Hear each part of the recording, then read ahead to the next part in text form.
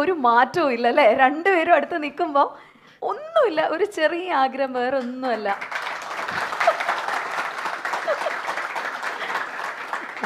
ചേച്ചി ചാക്കോച്ചന്റെ കണ്ണിൽ നോക്കി ആ ഒരു ഡയലോഗ്, ഏതെങ്കിലും കണ്ണിൽ നോക്കിയിട്ട്. അന്ന് സോഷ്യൽ മീഡിയ ഉണ്ടായിരുന്നെങ്കിൽ ഏറ്റവും ട്രോള് കിട്ടുന്ന ഒരു ഡയലോഗായിരുന്നു ആ നിറത്തിലെ പലതും. ഞാൻ രക്ഷപ്പെട്ടു.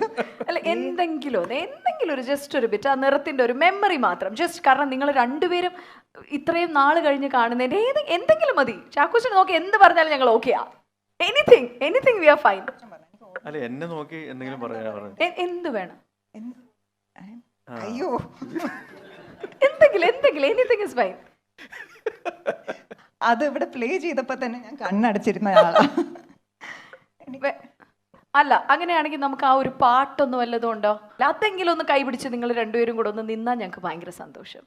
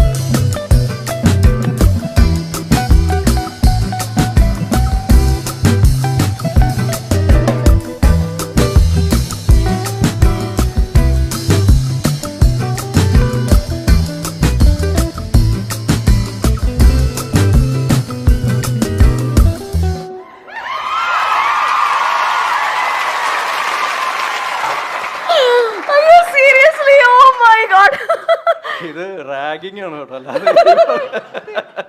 അയ്യോ ഒന്നുമില്ല കേട്ടോ. ഭയങ്കര ഭംഗിയുണ്ടായിരുന്നു. ശരിക്കും പറ, നിങ്ങൾ രണ്ടുപേരും ഇത് പുറത്ത് നിന്ന് പ്രാക്ടീസ് ചെയ്തിട്ടല്ലേ വന്നത്? വർഷങ്ങൾക്ക് ശേഷം ഇപ്പോഴാണ് കണ്ടുമുട്ടുന്നത്.